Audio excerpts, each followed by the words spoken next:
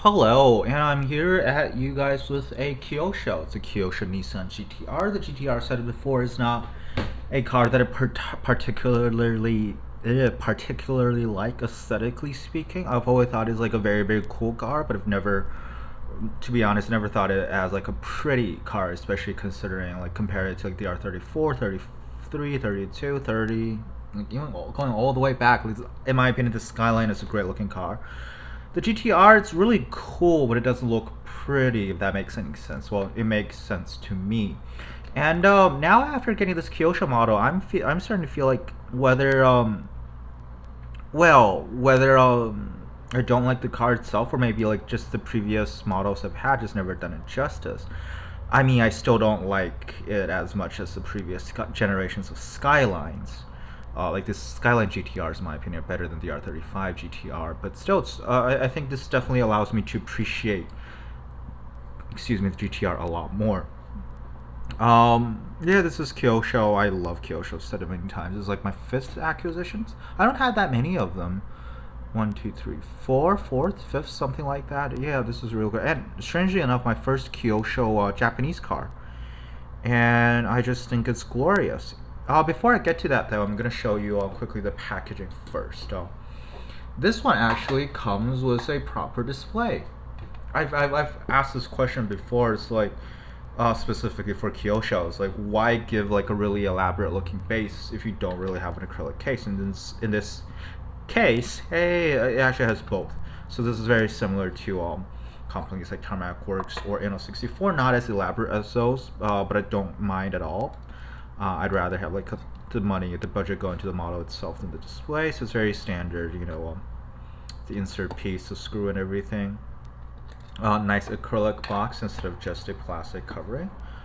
Not too much to say, and obviously, as a lot of these brands go, it goes into these cardboard enclosings, and yeah, that's it.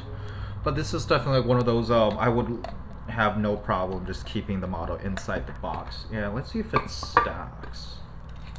Because if you don't know, Inno64 and Tarmac Works, you can just stack the acrylic display cases. I mean, not really. It's gonna slide, I guess. So, yeah, I would say no. It doesn't really stack, which is unfortunate. But again, I don't really care about that. Now, let's get back to the model itself. So, as you would expect with Kyosho, this is a proper true 1/64 scale. Great stands. This one rolls. It doesn't roll perfectly. You can see, especially the front wheel is kind of bobbing up and down a little. But as far as these like display focus models, this is pretty good. I only have one Kyosho model that just refuses to roll. That's the Ferrari F40. Going from all the way from the front, you can see the grille. You can see the GTR logo. Black just doesn't show up on camera very well. Like black and white, like the two extremes don't reflect very well. The headlights are lensed. You can actually see the texture behind the plastic piece, which is really cool. A nice looking grille, and you can see even though the color itself, like the actual paint is very glossy, the grille is pretty matte. Has a pretty matte finish, which is nice and distinct, and just shows the transition between the two textures. On the side, you can see more details. GTR. You can see the door handles, all very nicely done. The paint is gorgeous, as you would expect from Kyosho, and my lighting and my camera just hates me. This one does have side mirrors, very nice and sharply made, but it's not chrome at the back. And the back, speaking of back, the backlights are also lens pieces, so four tiny transparent red plastic pieces. The Nissan logo at the back, as well as the GTR. Again, I apologize, you can't really see that back details, as well as the exhaust. On the underside, you can see it says Kyosho 1/64 GTR, Kyosho made in China, and you can see the detailed underside.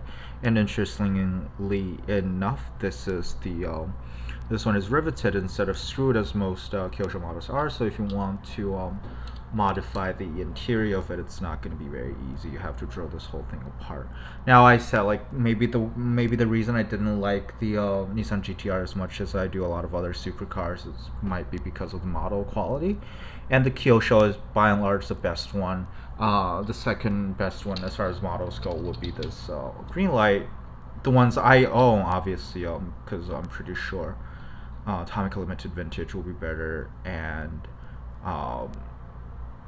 whatchamacallit, there's also Sparky, there's also, I think, I'm sure Atomic Core has an R35, right? And Mini GT probably has.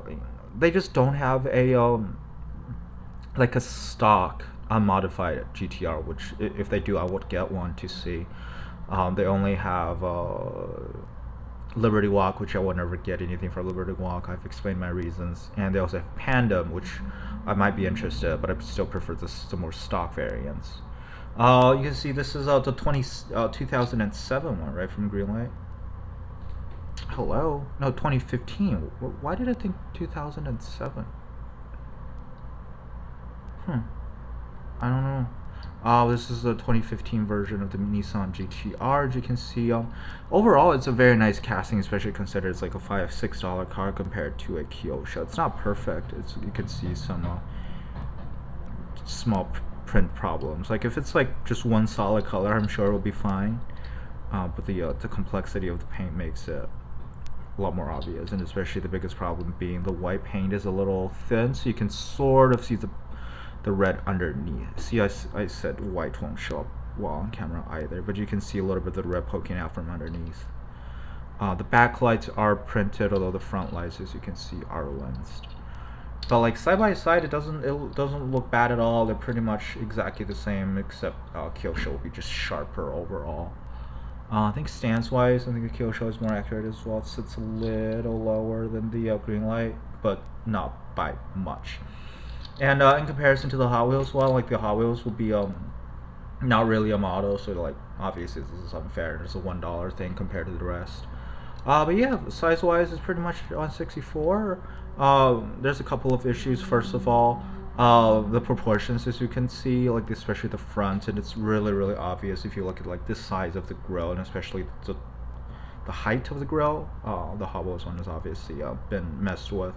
One of the nice things is that the headlights are actually lensed. It's part of the windshield, and you can just press it down and poke it if you want. I mean, it doesn't do anything, but it's fun. And you can see like the window. There's no, like, this piece right here is not even painted, so this might look a little bit weird because it's not supposed to be one giant piece of one giant piece of window. In the Greenlight and the Kyosho, they're actually part of the casting as part of the metal. And overall, yeah, it's a nice looking car. Just proportions are weird, but obviously Hot Wheels is not going for like accuracy and realism, so I can't really blame them. Oh, also the back spoilers, Hot Wheels just one big lump, while Greenlight and Kyosho. Greenlight definitely used plastic piece. Kyosho, maybe. I'm not perfectly sure what the material of the back wing might be metal, might be plastic. I'm not perfectly sure. But they're just crisper, more sharp instead of like just one big lump.